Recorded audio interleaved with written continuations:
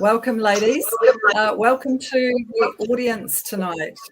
Glad you could join us. I'm Helen Houghton. This is the Real Woman NZ panel.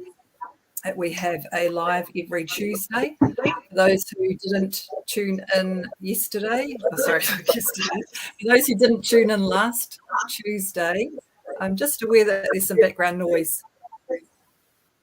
For those who didn't tune in last Tuesday, we have a panel every week talking about women's issues in New Zealand. So after the Kelly J. Keane event at Auckland, we decided that although we're extremely grateful for her opening up this space, that we in New Zealand are going to take it further with a movement for New Zealand women. So I'm just going to hand over to my other panelists here. Azian. Hey, good evening, everybody. Thank you for joining us today. My name is Azian. I am a mother of three, and I have three daughters, and this is why I'm here. I would like to make sure that my children are protected, that they have a right to privacy in their change rooms and toilets, and of course, that they won't have to compete against others in sports. Yeah, that's me. Hi, I'm Bronnie Lyle. I'm a mother of three adult children, and we have grandchildren as well. I'm very passionate about women being able to have their private spaces that our biological, our biology demands, really, and just here to unite with others after being at the Albert Park debacle. It was just an absolutely shameful display of aggression and government-endorsed abuse of women in New Zealand. So, yeah, it's got to stop. And that's what we're here for. Thank you. Thank you, ladies. So I just want to also share that due to unforeseen circumstances, that Katrina's had to just step away for now. So until, we're not sure until the foreseeable future. So at the moment, we have the three of us on the panel. Tonight, we are bringing in two wonderful ladies. I'll introduce them to you shortly, but I'll just give a quick outline of what tonight will cover. So we're going to cover some recent events of what has happened over the weekend around some men who got together to stand up for women. I will share a little bit around the journalist who contacted us. Then Bronnie will talk a little bit more about those men and what they did out there in the weekend. Azian is going to share some information about what is it, Azian? Point of action, something that you all might like to get involved in. So we'll do that soon, and then we will have our guests speaking and sharing about their experience at Albert Park. Towards the end, we'll again have time for your questions and any comments, so we welcome them. And again, thank you for coming in tonight. It's great to see so many already tuning in. If you for those who come in a little bit late, you can re-watch this later. We are live on RealWomenNZ Facebook page, and it will go live to the YouTube as well, so you can share it from there. Thank you. So I'm just going to bring into the studio our guest speakers tonight. We have Linda. Now, Linda was huge in helping to organise and knows a lot about what happened before Kelly J came over. So we'll listen to her account of what happened. I know that some of you watching now may have heard Linda talking on Sean Plunkett on the platform. Just being aware that, what has happened over that time was a hugely emotive time for many of us that were there and experienced it. But, from what I have heard about what Linda's been through, it's just incredible. So just be aware that tonight may be quite, that might bring up some emotions for many people. And I'm also just going to bring in to the studio Caitlin. So welcome to Linda and Caitlin. Caitlin wrote an article. Also, again, those watching may have seen Caitlin's article. This was shared across many platforms, and I know that pretty sure that Sean Plunkett on the platform read it out, if I remember rightly. So Caitlin can actually confirm that. So I'm going to hand over to Caitlin. Would you like to start us off for your experience, who you are and what you were doing at Albert Park? Sure. Hi, everyone. Thanks for having me. Well, as Helen said, my name's Caitlin, and I've got 3 young children between the ages of 5 and 2. And as my article announced to many people in my family, I'm also pregnant with our 4th. And I've been looking into the issue of gender ideology for a couple of years now. So I've done a fair amount of research, and I suppose my key area of interest is the way it's impacting on children around the world, children who are being medicalised and sterilised and socially transitioned at quite a young age. And so I'm really interested in how our Ministry of Education, the role they have in that. And so when I heard Kellie J Keane was coming to New Zealand, I was quite interested to go and listen to her and hear her speak. I watched a couple of her things, so I knew fairly much what she was about, but I was quite interested to do my bit to support her visit to New Zealand as a woman who was standing up for the same things that I believed in.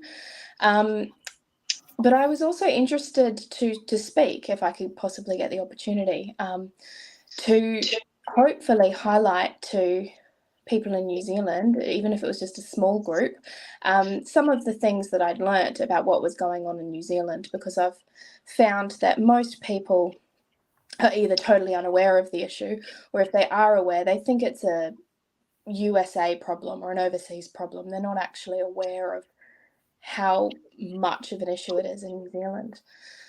So that was sort of my plan and my goal. So with that, I got in touch and I went to see what I could do to help, to be a marshal on the day. I sort of just viewed it as doing, like I said, my bit to support a woman who wanted to come and support us. I eventually ended up not becoming a marshal because I realised I was pregnant, and it was suggested that perhaps that might not be a good idea, being in the crowds and everything like that, which I must admit really surprised me. I was a bit taken aback, sort of going, really? But no, sure enough, the women there sort of with good forethought thought that probably wasn't the best role. So I ended up taking on a different role at the last minute, whereby I would be in touch with a woman in the UK who was watching the live stream. And basically, if the live stream went down, my job was just to tap Kellie on the shoulder and let her know the live stream was down. So the idea was that I'd be near Kellie and therefore safer than being a marshal down in the crowd. So we'd obviously watched the protests and things in Australia, so we knew that the activists and people coming to protest, were quite rowdy and set on silencing us with their noisemakers and things like that.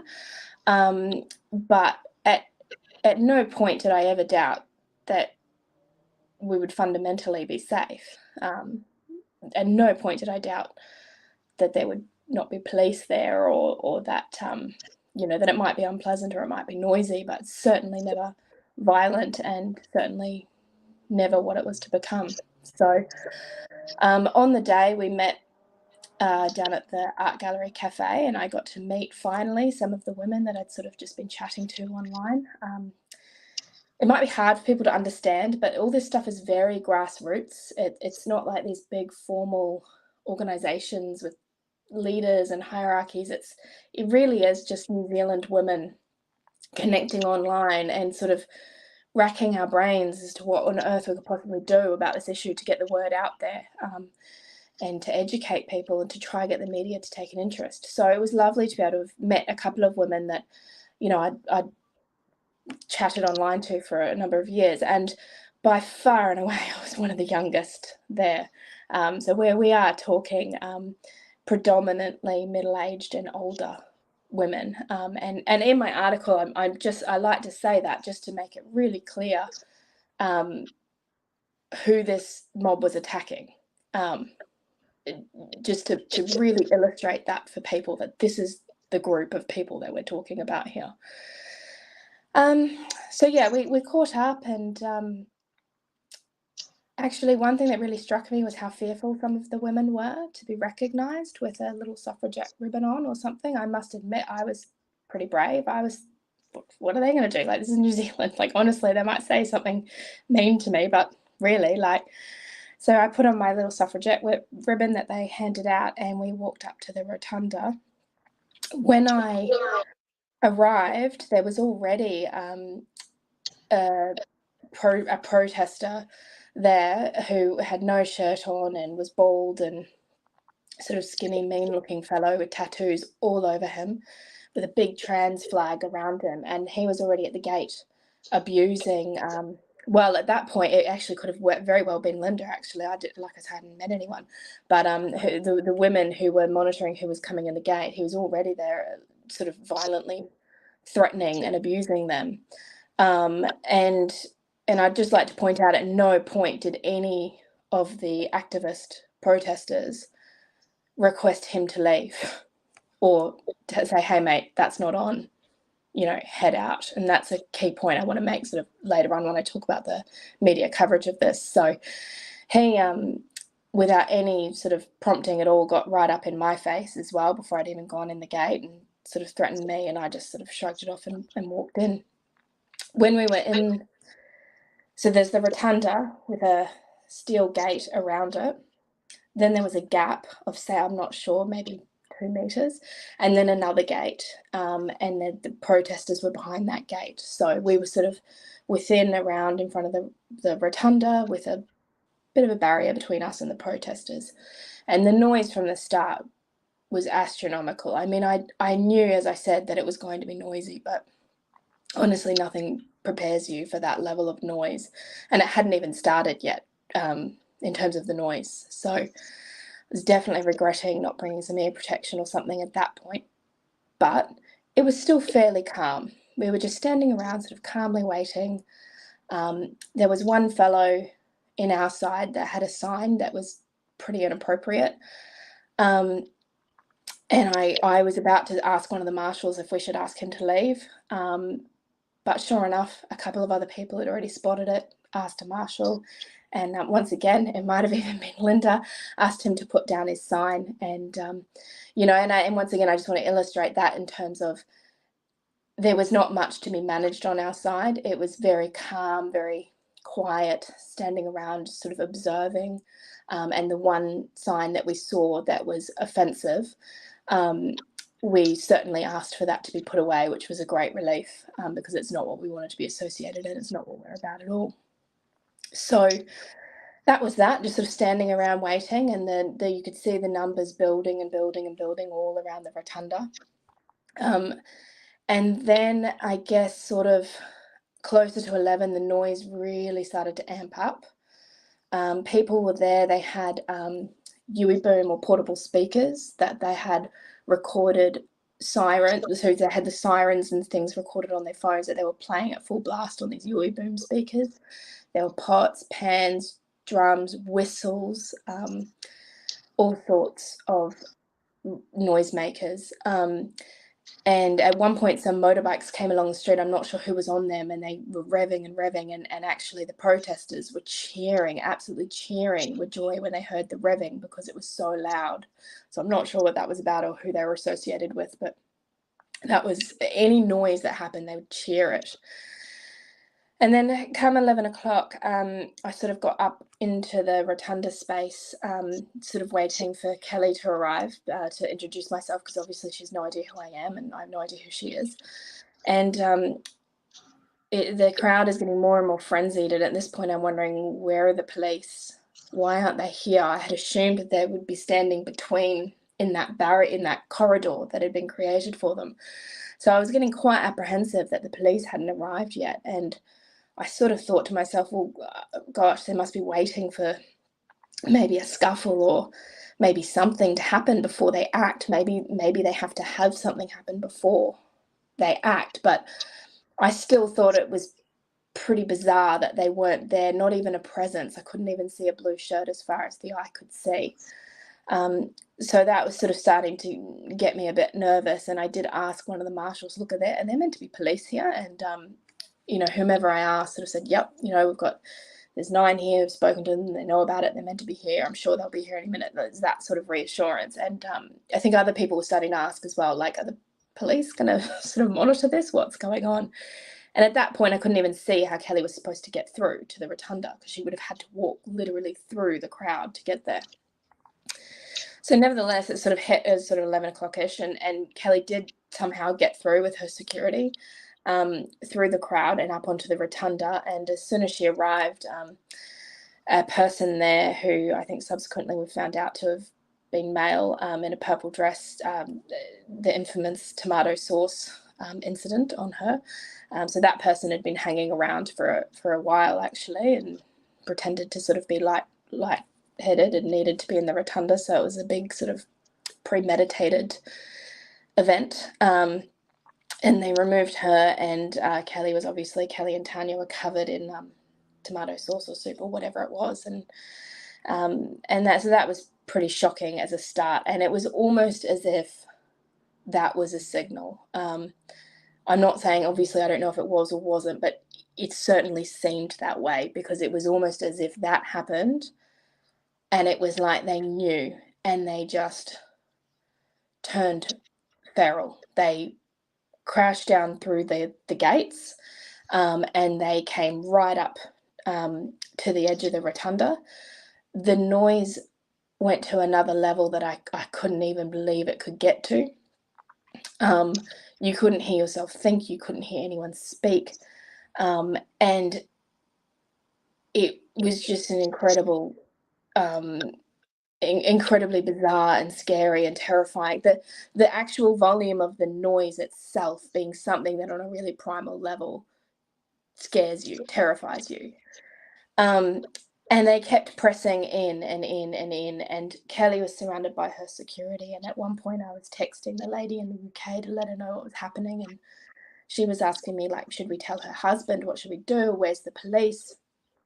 And I tried to get to Kelly and to let her know, like, should we be letting your husband know? And they wouldn't even let me near it. Fair enough, but they were absolutely body to body in a circle around her, with the crowd sort of in front of her and me behind her in the rotunda.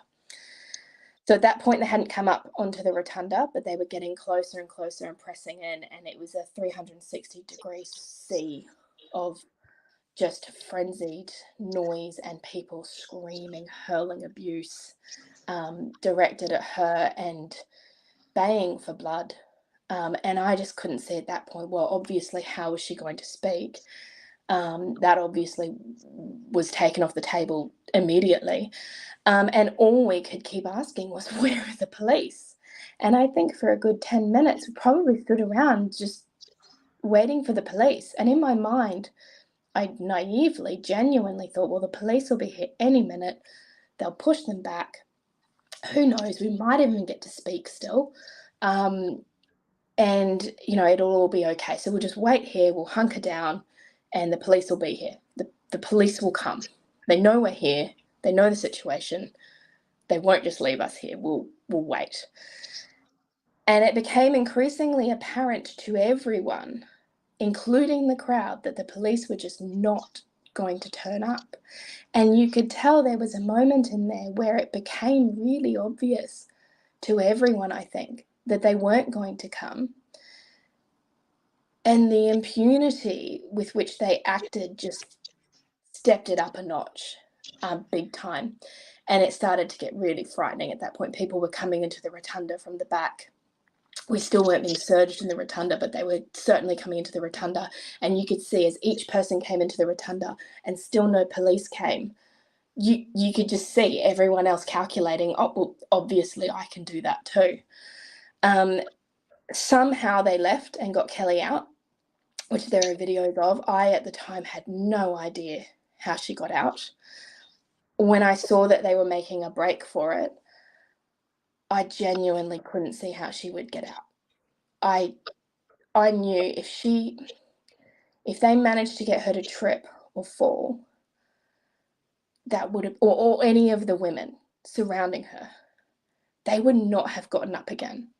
By that point, it was an actual mob, and it was mob think and mob violence. There was no individuals in that crowd whatsoever. You could see people coming from the other side of the mob, pushing their way through to get to her. And she's leaving. They have no reason to be near her or continue. She's leaving. They've won. And yet they would go through the crowd. You could see them just baying to get to her and do her harm. And I knew, I absolutely fully believed at that point that if she'd gone down, there's no way, she would have absolutely been trampled and kicked and wouldn't have got up. And so I lost sight of her pretty quickly, and I had no idea if she'd gotten out. But I also felt relief, because I thought, thank God, they can just leave. They've won. She's gone. No one got to speak. It'll calm down now. And it didn't. It just continued to escalate and escalate. And they swarmed the rotunda then after she left as their vacant territory that they seized victoriously.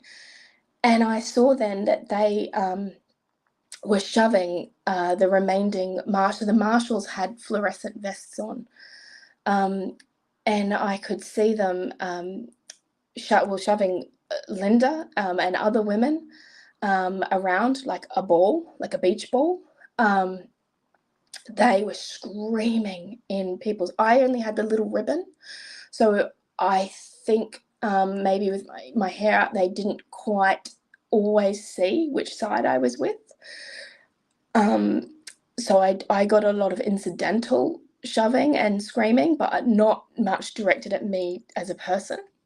But there was a piece of steel fence in there that our sign was on.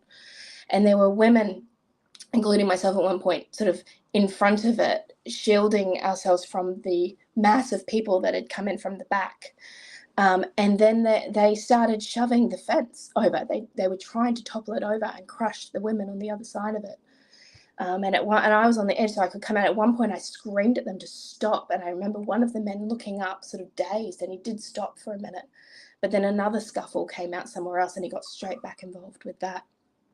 And at that point, I just knew that they were just completely unhinged. And if I went down, or I could get accidentally shoved, punched, hit, never mind directly and intentionally, like of course that could happen as well, but accidentally any of these things could happen as well. So I was desperately looking for a way out, because of course at this point, as I've said in my article, I was 11 weeks pregnant and I was absolutely terrified I was going to lose the baby.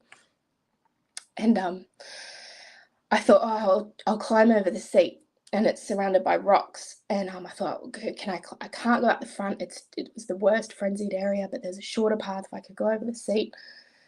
But you just couldn't risk it.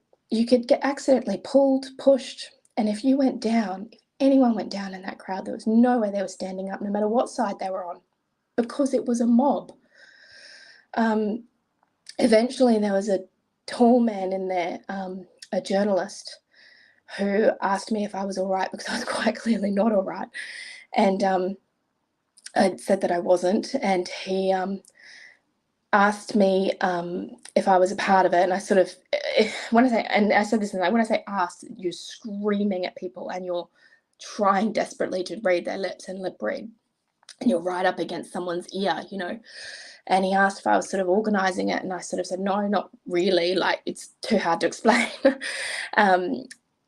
But he asked me where the police were, and I said, I don't know, like you're the judge, like where do you know where the police are? Has anyone said that? Like at this point, we were still standing around going, where are the police? So just prior to him also coming up to me, I had actually messaged my husband, who was at home with the kids, and asked him to call 111, because I was looking around and I could not see police officer as far as the eye could see. And I was up on the rotunda, so I could see. And he was on hold for 8 minutes. When he finally got through to a rather dismissive operator, they informed him quite haughtily apparently, that the police were already there and there were more on the way. And that's what he texted me saying, and I couldn't believe it.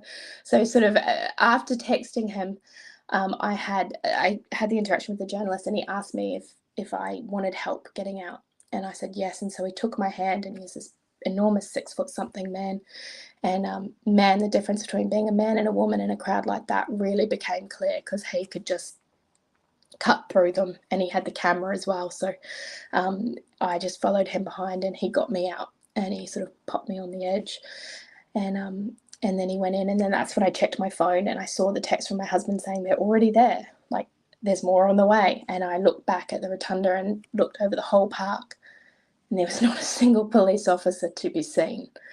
So at that point, I walked on the outskirts, trying to find some of the marshal women that I had come with, because of course I hadn't seen a lot of them. I'd seen Linda up on the rotunda and another one, but a lot of the women had been on the barrier, because their role, of course, was to ensure our people were respectful and polite and did the right things, and they just got lost in the crowd. And so I eventually found one of them, and she'd been kicked and had been in the crowd and screamed at. And while we were sort of standing there wondering what to do, do we try find people? Do we try call 111 again? Do we just leave? What do we do? We had people sort of on the outer edge coming up and not screaming at, but sort of coming up very close into our face and hovering around in a very intimidating manner, very threatening, and kind of doing, head things at us and just doing lots of threatening things. And I say that as well, and I make that description because in the subsequent days and weeks, when I've read the description of that event as being largely joyous and largely peaceful, a few observations I want to make about that is that it was largely joyful. I'd agree with that.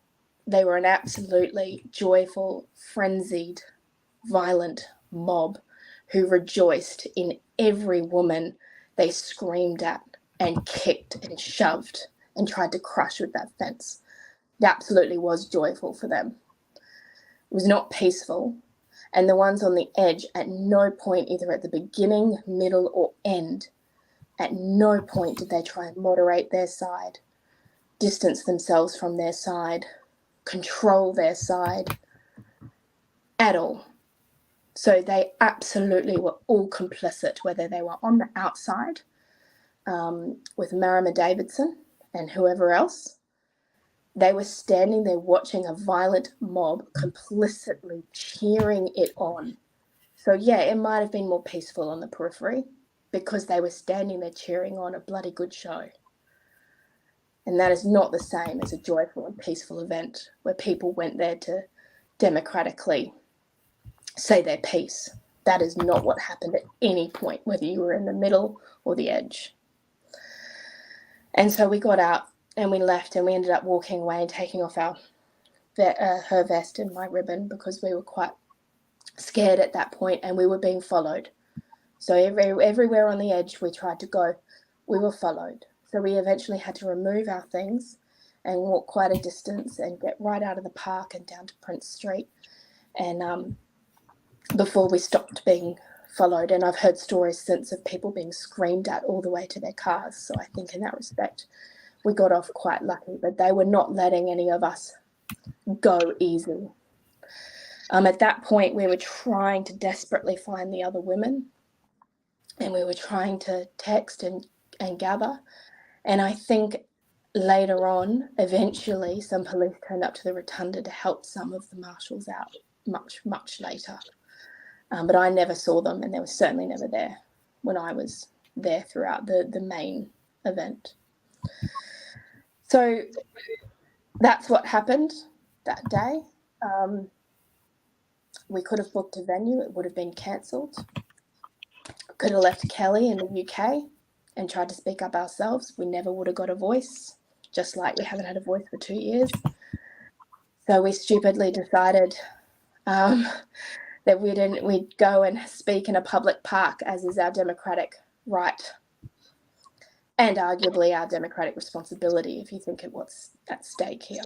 And And after weeks of being vilified by the media and my own government, and the police, quite clearly having been told to stand down, I was effectively in the middle of a state-sanctioned mob. There's no other way you can look at it when you look at the lead-up, when you look at what happened on the day, and when you look at the subsequent commentary afterwards.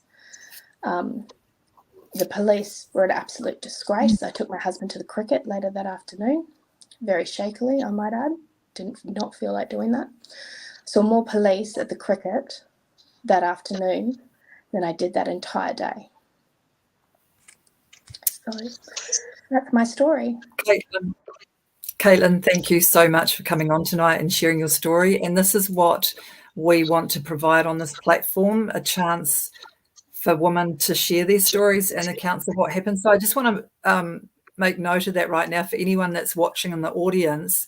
If you were there on the day, if you were in the audience, in the crowd, waiting to hear Kelly J, or if you were on the rotunda and you haven't had your chance to have your voice heard, not just about the experience, but about what you went to there, if you were going to be one of the speakers, please contact us. We've got an email address. Contact us and you can come onto the show and make sure that your voice is heard.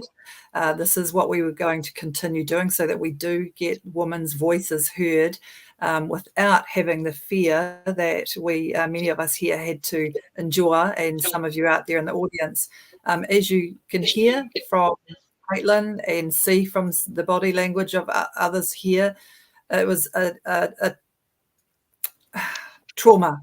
Okay, it was trauma. I felt like it was a traumatic experience being involved in it myself. Caitlin, you talked about it being a primal level noise. I 100% agree. I wrote an article calling it noise violence or something along those lines, and we look at harassment and antagonizing behaviors as crime. And yet I note here with Virginia, she talked about, she's got a comment, yet stupid Jack Tame from Q&A told Professor Strozan that the activists were largely peaceful except for a few. Now, I don't think Jack has seen the videos that we've put out. I'd be quite happy to share, to send my video to him to just see if he still thinks that after watching it, that it was a largely peaceful event except for a few. Thank you for your comments. Sorry, where are you? Thank you for your comments, Virginia. Now, I'm just going to go through a couple of them now before we head to Linda, because I'm aware that if we wait until the end, there's so many comments. So that's why I've put a few up on the screen here. But Caitlin, yeah, look, thank you. And I hope that tonight, being able to voice it and share it will help you, ongoing as you deal with what happened, because these events are shocking. Like that, to me, was a historical moment in New Zealand. That's, abuse of women. We obviously have got a lot more work to do in this space, like you said, about the government and the police. And we do have some plans around those things. So we'll just keep working together with some of the other women groups out there as well. I'm just going to check if there's any more questions. There's people who have said, well done to you, Caitlin. Somebody's asked where they can source your article from. Is there a specific place? I believe it's on Katrina Bigg's Substack, which I'm not sure what it's called, but also on Kiwi Blog. Okay. I think what we can do if they can't find it. We shared it. That was one of the very first things I shared, was Katrina Bigg's article where your story is published. So they will find it on the RealWomenNZ page. If you scroll all the way down, it will be there as well. Look, I want to say thank you, Caitlin. What I am really hearing is how traumatic that event was. Now, I wasn't there, but I've heard and seen the footage, and I've heard those witness statements from Helen and yourself. And look, I can see that there may be a need to meet as a group, maybe not here on a Tuesday evening, but that the women that were there, because we got messages from quite a few other women that also have been there, And because Bronnie and I really work with people around trauma and things, that there may be a way for us to help facilitate something around that. So if anyone is interested, and maybe if you would be interested, Caitlin and Linda, let us know. Put it in the comments if you're watching and listening, if that is something that people would feel would help process all this. Yeah. What a brilliant idea. Thank you. I think it's wonderful. Support, some kind of support group would be fantastic. There's a comment here about the police. Maybe we'll hear, sorry, is that from Terry? Maybe we'll hear the true story of the police tonight. Well, that's a good point. So maybe we need to invite the police commissioner on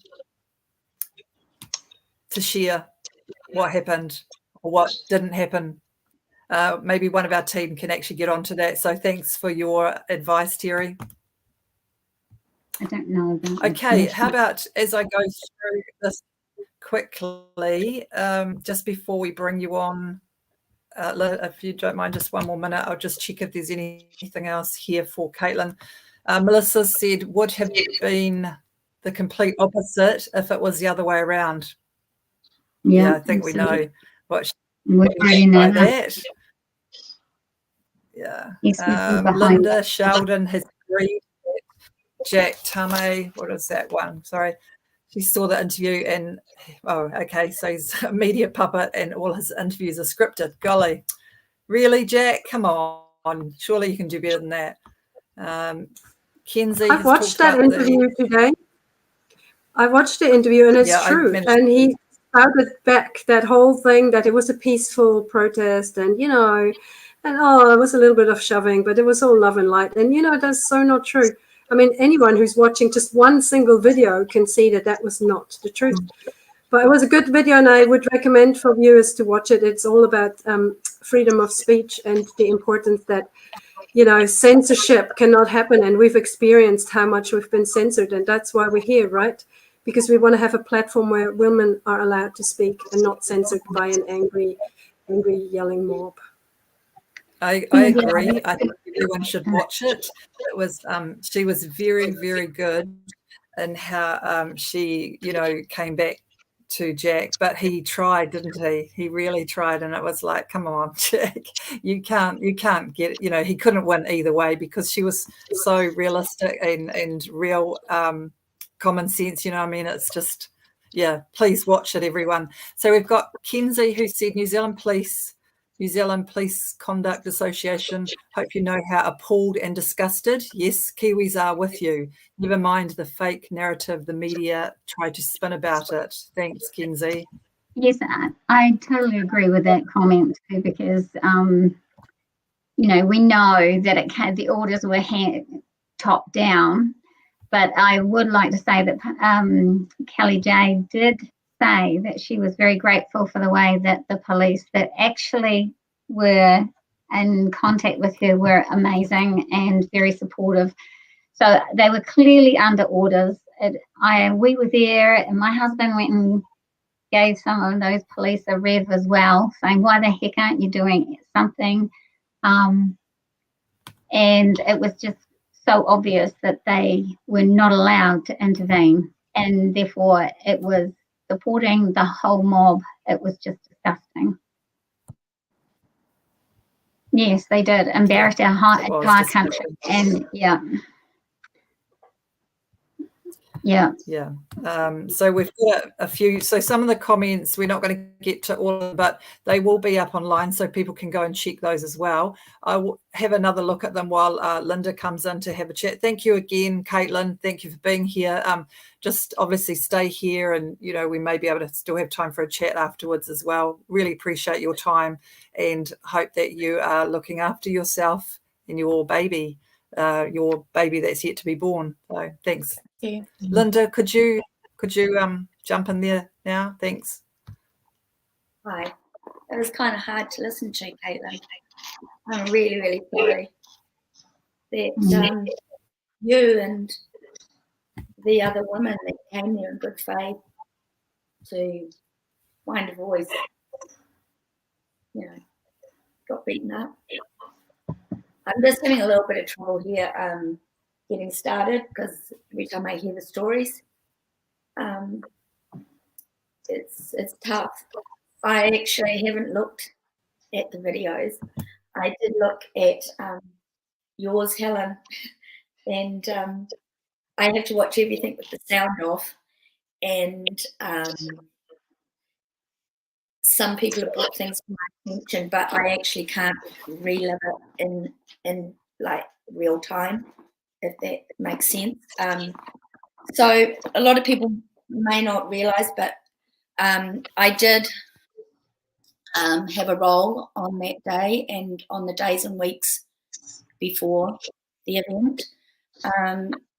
So I, like Caitlin, except I hadn't really been following a great deal of things. So I'm actually relatively newly peaked, as they call it. You know, I've had moments over the years that have horrified me about the craziness of this trans ideology and how it affects women. But I was floating along, really, hearing it, but not really understanding what was happening politically and legally and all of those things. And I just stumbled across something that Kelly J had on YouTube. I don't know, maybe people do when they're in there, you know, maybe. Anyway, my role on that that I volunteered for initially was to make the banner. That was my job. And I made that banner that said, "Let Women Speak," with the co-eyes on. I made the banner that had women and sequins and roses on it. I made a banner that said, a smaller banner that's the prototype of the Let Women Speak, the purple one. And I also made a banner for the Women's International Declaration, which took me many, many hours. Lots of words on there, and I did it by just eye and drawing and sewing on my sewing machine. So that's really was my skill. I love doing sewing, so I'll do that. And then there was a need for a head marshal, and I put my hand up and said, "I'll do that job if there's no one more qualified." You know, I don't know what the job is, but I'll do that job. And I got voted to do that job. I think one step forward and everyone steps back through, and I think that's how I got the job. And then in the role of being head marshal in Auckland and in Wellington, we were asked whether we'd be happy to be police liaison. Now, I had no idea what that role was, but it sounded like talking to a policeman, and I thought, that can't be hard. You know, how hard can that be? And I'll just go and ask them what the job is, right? Because that was my thing. So I took over that. That happened on the 5th of March, and I contacted the police, and I won't give the long drawn out, but anyway, I contacted them and I said, "I've been given this role, I volunteered, and what I'd like to do is sit down with face to face with somebody to explain what you would expect from me in this role and how I do that role good, how I can do that role for this group so that your job as police is made easier, you know, that we understand." And that naively how I went into it. And we all know what happened on the 25th. So up until the 25th, I had been communicating by phone, by email, and by text. And the phone conversations had touched on the things that we all were seeing. So my first conversation, I spoke about what we'd seen happen in New York, you know, when it really got out of control, and there were a couple of other cases. And the response to that was, "Well, that's America. We're New Zealand. We're much nicer than that. Don't worry, it'll be fine." And I said, "Okay," but I think at that point, Kelly J hadn't arrived in Australia. We both agreed that probably the thing to do was just to monitor how it goes in Australia, and that would be an indication of how things would happen here. And history will tell us what happened in Australia. So, of course, I followed up, especially after the Melbourne, Adelaide. It's a bit of a blur to me now. But anyway, we won't discuss the men in black. And I sent an email, and I was said I'm following up because I hadn't heard from the police officer that's going to be on the ground on that day. I'm a little bit anxious after seeing what's transpired, and maybe we need to relook at what your thoughts are on this. And I also thought that was fair and reasonable. I got a call back that very day, within no time. And I had a long conversation on the phone, and we discussed what we'd seen. And I was assured again that that they would monitor the intel, and they were monitoring what was happening, and they were assessing things as far as police numbers in and around the park, but that the park was a public space and that we were all allowed to be there. And I said to him, but, you know, we have actually an event, and he had all that information, and it's set up as per agreed with the fences and all the things. So long story short was that I had a very reassuring conversation. He was all over it. Everything was going to be wonderful, that he would be making sure that there were police in and around the park, and that there would be police on call. So it was up on the board, I think was the language, you know, this event is happening, and that all the police would be aware of it. And that what we were trying to avoid was any 111 calls because of an emergency, because those calls are always on the back foot and we need to be on the front foot. And I'm not going to go into every conversation, but this was the type of conversation I was having, very reassuring. We're going to do our job. Everyone's allowed to be safe in the park. And I did have a subsequent conversation in regard to the noise, because I was really concerned about the noise.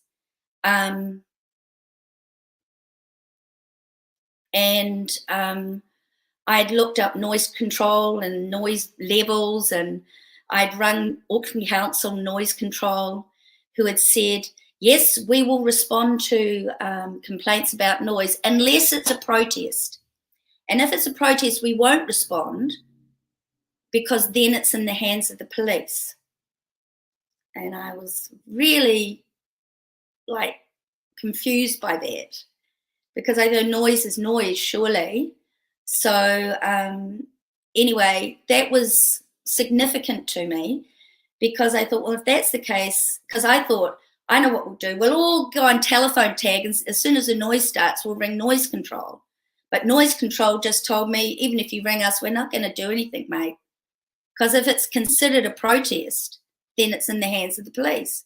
So I had this conversation with the police, and I spoke specifically about the types of noises that noise machines that I had seen in other places, you know, the bullhorns, and they turn them onto sirens, and they get really in your face. And I said, surely, you know, that's like a weapon when you use a noise machine in close proximity, and you'll be able to do something about that. Yes, don't worry. We'll nip those ones in the bud. Now, I'm paraphrasing, because I never thought I'd have to repeat every conversation verbatim, because they were all very polite and everything. And I did send through I asked these questions. So the organising committee were called the Core. I didn't actually know these women. They were just names, and I only really had any contact with 2 people in the Core. And so I did send through to the Core to say, you know, if you've got someone legal in there, maybe you can find out if there's actually something, a law that I can grab hold of, or maybe quote, or say, you know, that's not what I thought could happen. And I left it at that. I didn't follow it up any further. I was full on doing a whole lot of other tasks that I ended up being stepping up into the breach, because I was actually the only person in Auckland that was on the ground, and I was just a volunteer and not even in the Core. So I took up coordinating with other things that were happening, going into the band rotunda and meeting different people. So I'm just going to whiz forward now. So you've got the general idea that the police were having their people around. They would have people on call. They could pull in extra numbers based on what they saw on the day while it was happening, because this was a one-off event. There were no ticket sales. We didn't know who was going to turn up. I had arranged, so in my last phone call, my second to last phone call, I had arranged to meet the sergeant who was going to be in charge on the day of the police on the day at 8:30 at the stairs on the band rotunda. And he was going to bring me a coffee. We were just going to have a little chat. He was going to see what I looked like. I was going to see what he looked like. And we were just going to confirm that everything was as it should be, and had anything else happened that needed to be discussed. I went up on the Friday, and I was parking my car in the Victoria Street car park, and I got a call from a number I didn't recognise. Normally I just ignore them, but because I was in the role that I was in, I was taking calls from whoever rang me. And it was another police officer who I'd never spoken to. And his role was Tamaki Makaurau police negotiating team. And there were 3 of them, and they would be on the ground on that day. And we were on the phone for about 14 minutes. He actually had to ring me back, and I had to get in my car because there was so much noise, so I needed to put on speakerphone in my car, so I jumped back in my car. And I was late for my meeting on the band rotunda, so I missed that meeting. But he explained his role and what they were there for, and they were to diffuse things, and they were to just be wandering around. They saw things that looked like could escalate. They would just do that, negotiating, chilling role.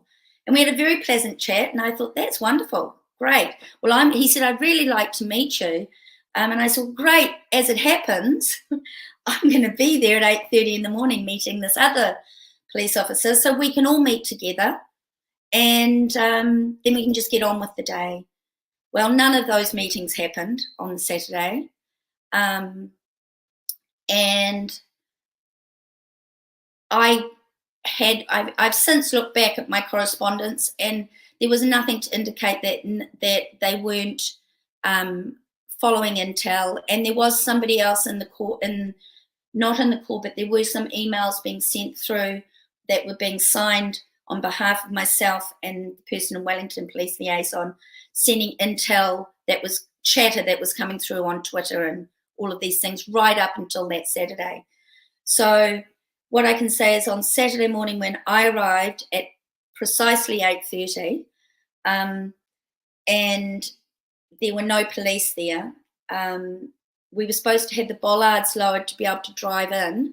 I happened to arrive when the truck was there emptying rubbish bins. And I pulled up behind him and I said, oh, you're here to open my gate. And he said, no, I'm just here to empty bins. I said, okay, well, either way, I'll just drive in after you. And he was anyone could have driven in. There was no security at that. And I said, well, please don't put the bollards up because we've got some fencing arriving in the next 15 minutes. And we need the bollards down to drive in. And I drove over to the band rotunda, unloaded a few things out of the car, and turned back and realised the bollard was up and the people were gone. Drove my car back over, and then I started ringing more numbers. So I had rung, when no one turned up from the police at 8:30, I rang. No, it just went to answer phone. And then I started ringing the council, and there was no answer at the number I had for council. Then I was given, and so now I was getting a bit frantic, and I was trying to ring the police, and I was thinking, this isn't getting off to a great start. That was my thought. But I thought, no, I've been given a task to do, and I'm just going to keep doing this task, and just maybe he's been caught up. So before I even got the fencing up, a gentleman in a pink suit, a very tall Indian man, and a Polynesian lady, beautiful young Polynesian lady in a pink flowery dress, came over and walked over to me. And at that stage, I was just me. And there might have been some randoms floating around that I don't know about. They weren't people that, mind you, I didn't know anybody, so anybody could have been there. And I was just standing by the concrete path around the rotunda where one of the seats were. And he came over and she came over, and they said, "Oh, are you organising this?" And I was like, I was a bit like, okay, yeah, kind of. And I was very vague and didn't give away much information. And I said, "Anyway, I'm Linda. Who are you?" And the young woman said her name, and it escapes me now. And then the dude says his name. And I looked at him, I thought, I think I've recognised you from somewhere, but aren't you the guy that says really horrible things about women? And he said, "Yeah, that's me." And I was like, "Oh, okay." So he said his name, and I really couldn't, I'm not very good with names that are a little bit quirky. And so I just call him Shane, and not to his face on. So I said, "Are you organising what's happening over here?" Because I could see things happening up the other end of the park. He said, yeah, we're organising all of that. We're planning on being down here. And I said, "Well, I expect you're going to make a bit of noise, but you're not going to hurt us, are you?" "Sure, no, we're not. We're just here to be present and be present when you're present," kind of thing. And don't hold me to that either. I'm not going to say exactly what he said, but words, nothing particularly threatening, nothing that I just said, "Look, I've got to get on and do things." And he said, and his phone rang, and there was a number came up on the screen, and he said, "Look, it's the police, they're calling me. They want me to go up and talk to them. I'll let them know you're down here and send them down to have a chat with you." And off he toddled up to the other end of the park.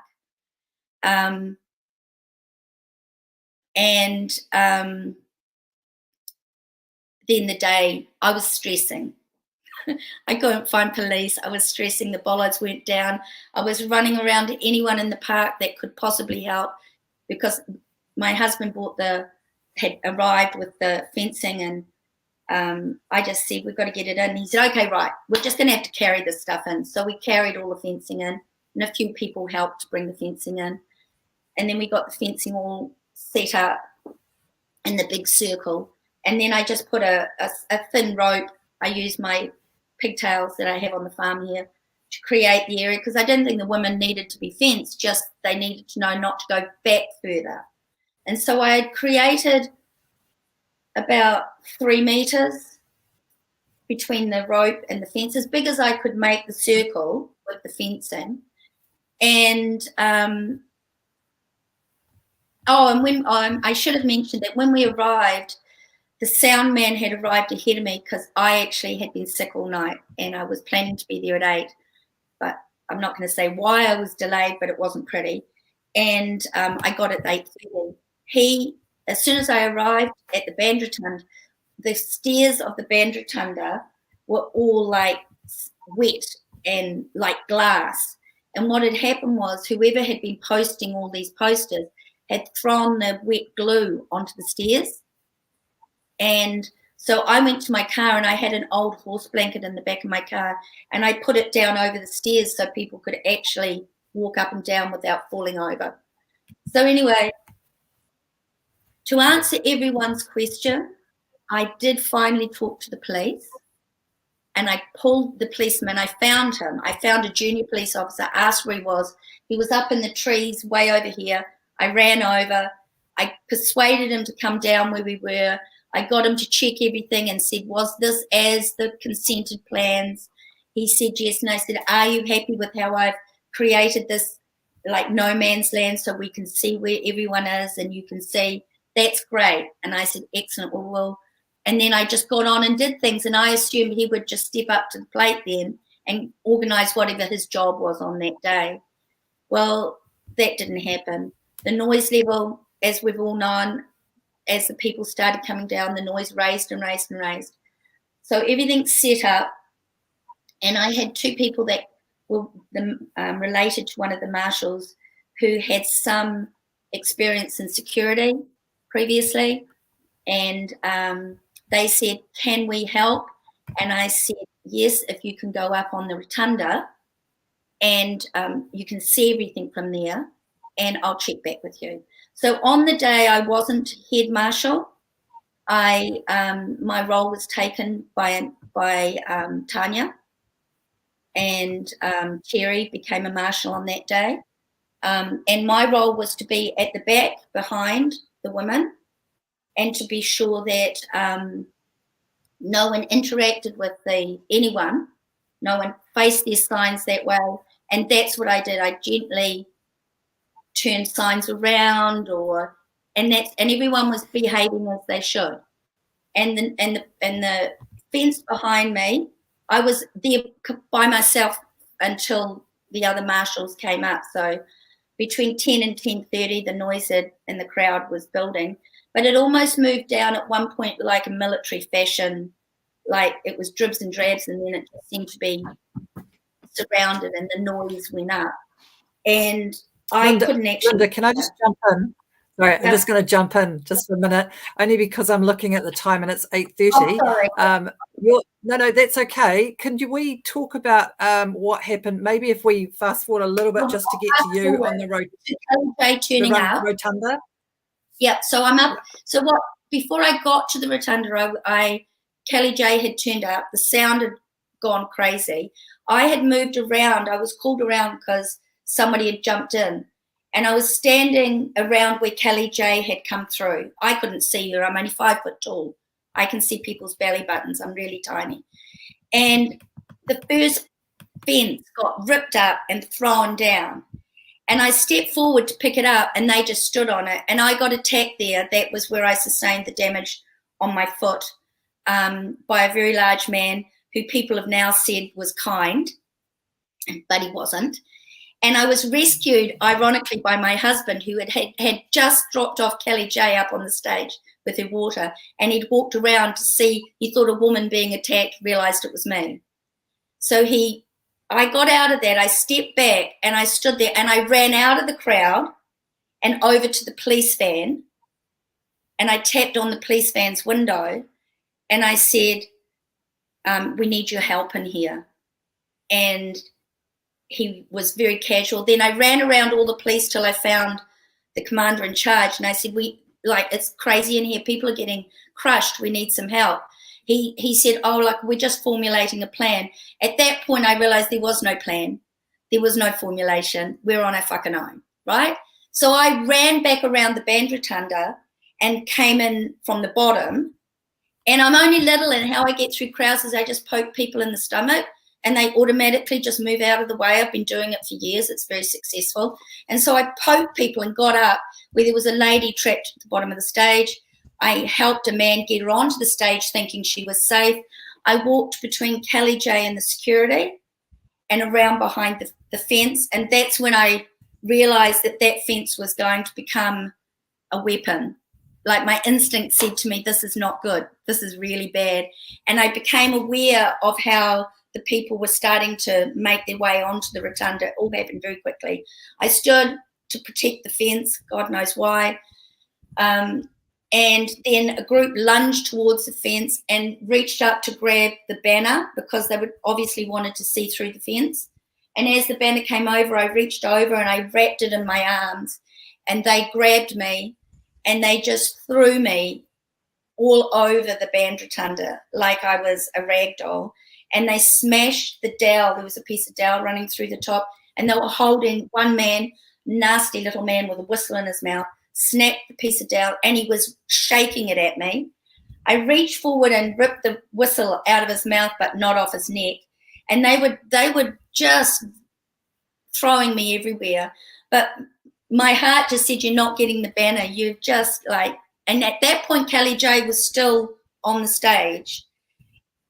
And then some men stepped in, or somebody stepped in and got them to release. And I retreated back to the fence.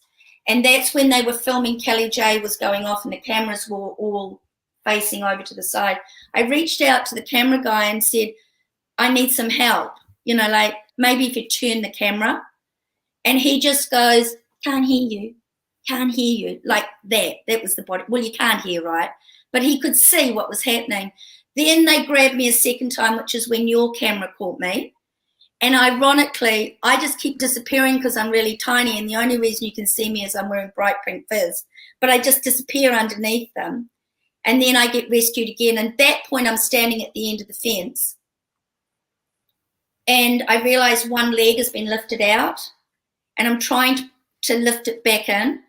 And a young man leans down and says, "Can I help you put this?" You'd think we were at Sunday lunch. He just quietly whispered in my ear, "Can I help you?" And I went, "Yeah, that'd be lovely, thank you," because that's how I was brought up. And he just picked it up and popped it in. And that's when I was standing there going, now I don't have it. Then I was just vacant. Like, even when I saw myself on camera, I didn't look terrified because I just was like I didn't know what to do next. And that's when I got rescued off the stage. But I had, before Kelly J arrived, I rang the commander in charge on the day on my phone, but I couldn't hear him. So he texted back and said, "I can't hear you." And I texted back, "I need your help here." And he said, "Well, you need to come out to where you met me before." And I ran out and around and over to find him.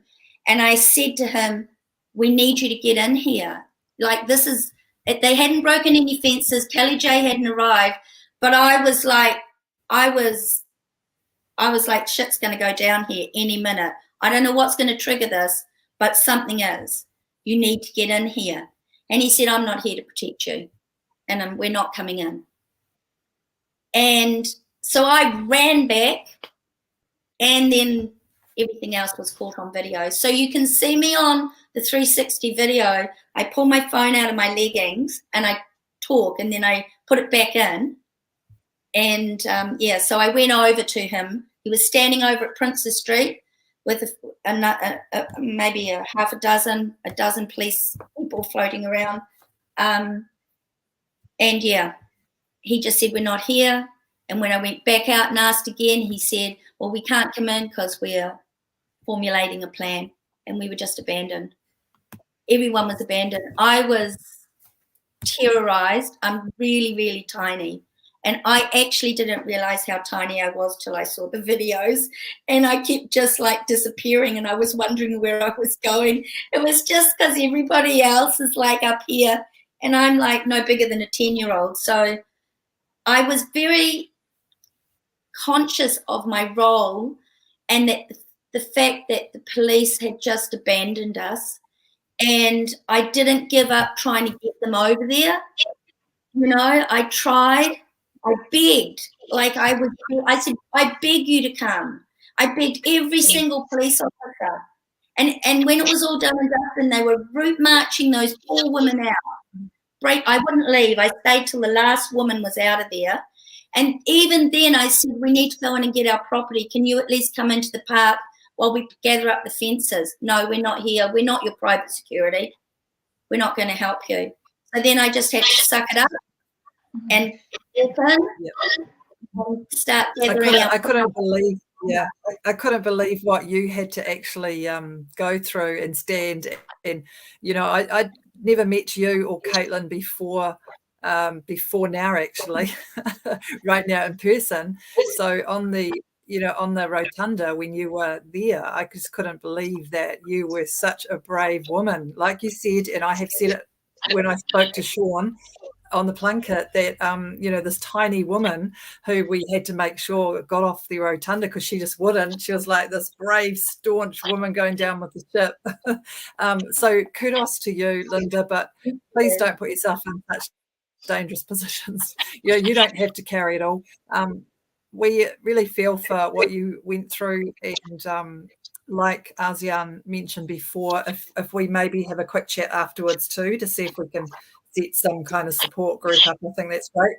Now, I just would like to mention, I noticed there's somebody who's said a lot of comments online, and I'm just wondering, actually, I don't know, he might be a police officer or whatever, but if you're out there and you're watching New Zealand Police, we welcome you to come on to our show. So get in touch with either one of us, and we'll absolutely give you a time slot to discuss what went wrong. we're all about free speech as well as hearing the views of everybody. So we would love to know what happened.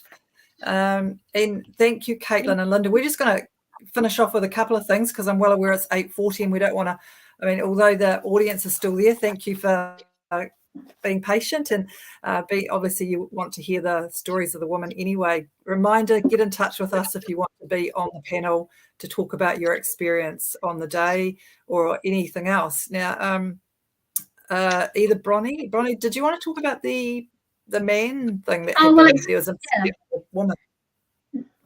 A friend of mine went to one of those Stand By Your Woman events on the weekend, and said that it was really good to see quite a number of men standing up there and who are absolutely disgusted and horrified with what went down from the trans activists. And yeah, there was a lady that did get to speak and spoke very well. But other than that, it's really great to know that we're not the only ones who are really disgusted with what went on and actually want to do something about it. And yeah, I mean, that's a completely separate organisation and being run by these men who are very upset about what happened to the women in Albert Park and are happy, really keen to support their ladies. So that's encouraging to see that this platform is something quite different, and just thought we'd give a quick update on that. So it's encouraging that it's not just a handful of people. There's people up and down this nation who really do care about the women and their families, the little girls and boys that are out there being horribly confused by this ridiculous agenda that we see going into the schools as well. It's a totally different subject, but that's it. We're out of time, and I'll hand it back to you. Just before ASEAN takes over, along the lines of that, we had a journalist contact us at RealWomenNZ about they wanted some comments on a story they were writing around the men standing up to support women. Now, fortunately, I was able to phone the journalist, Anne-Marie Quill, I think her name is, yes. So I phoned Anne-Marie on the Saturday and we had quite a lengthy conversation. In fact, I phoned her twice, gave her a lot of information, and I was waiting for an article to be written, yet still haven't seen it. And what happened was I phoned you today just to check where it is, because I thought, well, maybe I've missed it, because I was waiting to see all the great stuff that she was going to write about RealWomenNZ and what we're here for and what we hope to achieve. But unfortunately, the story's not going to be written. So yes, apparently there wasn't enough stuff in it to obviously create whatever they wanted to create. Really what we're doing is actually far too good to make a story about it. However, Anne-Marie, I'll give her credit, she was quite prepared to take some of the press releases I'm writing and potentially put a story together at some point later. So we look forward to that happening, don't we, ladies? Yeah. So, ASEAN, would you like to chat about the point of what we're going to do? Sure. Thanks, Helen. And look, there's obviously a lot happening on social media out there, so just keep following. Also, if you find something that's really good, post it in the comments or send it to us directly. And what we've been made aware of, well, Bronnie mentioned it, that there's now also another influencer who has been, promoting this Mr. Beast. But that brings me to something that probably most of you may have seen, and that is that big brand companies are now using biological males who identify as women to promote products, anything from beer to tampons to sports bras. Yeah. So men promoting sports bras for women. Cool. Not really. So we think that this is ridiculous. If you find that ridiculous and you want to make a stand against it, there is now a movement. It's called Burn Your Nike Bras. Okay. So we want you to jump onto this. If you have any kind of Nike a bra or I don't know, a top or something, and you want to say to Nike, this is not on, we're women, we would like to be represented by a real woman who knows what it means to have a female body and everything that entails, please make a video, send it to us. I'll be doing that as well. And then we make a cool compilation out of it. Now, a disclaimer here, please don't do it inside your homes. We want everyone to be safe. We don't want any houses to burn down, right? So please do it safely outside. But burn your Nike bras and send your videos to us. And we are really excited to see. And let's start, another movement here, right? Because in the end, it's about voting with our money. And we have a lot of power if we say, no, we don't want to be represented like that. We are real women. And we want to be represented by an actual woman. So please jump on board of this, and hopefully we'll get to see some really cool, funky videos. I love it. And it's so good to finish on a funny note. I'm aware that, it was a bit emotional going into this, and I can feel that with you, Caitlin and Linda, being there, experiencing that. So it's nice to finish where we can laugh at the expense of some of those people who are doing some silly things out there. But look, at the end of the day, we're not here to, we're here to support women. We're here to support women and to stand up for women. Next week, look, we have got so many different guest speakers coming on over the next few weeks, and it's so exciting.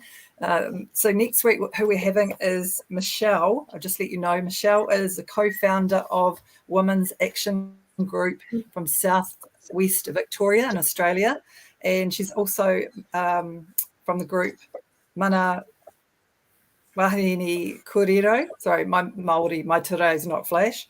So both groups advocate for the preservation of women's rights and safeguarding of children, and they seek to have these aims ratified in law and in policy. So I am so looking forward to having Michelle on here with us next week, all the way from Australia. If you want to be on the panel, get in touch. But we do have a few different topics further on around the education issues with gender. I don't know if anyone's heard of Resist Gender Education. Go on their website. They've got incredible resources. So give them a shout out. A lot of ex-teachers are on there that have put together some things. So yeah, thank you to the panel tonight. Thank you to our guests. We're really grateful that you've been on board. Thank you to the audience, and we will see you next Tuesday. Yeah, I would like to say thank you to Linda and Caitlin for coming on. Look, it was really touching, and it was also very, very interesting, Linda, to hear what you have experienced. So thank you very much, both of you, very brave women. Thanks for standing on the day. Linda, thank you for defending, the other women, both of you. I wish you all the best, and let's see if we can put something together like a support group, because it sounds like, a lot of women suffer trauma on those days. And I find it actually really disgusting, A, that police stood by and did nothing, and B, also that this kind of violence against women seems to be normalized or condoned by politicians and played down by people like Jack Tame, and not cool. So thanks for coming on today. Yes, thank you, Good night, Linda. everyone. Good night. Good night. Take care.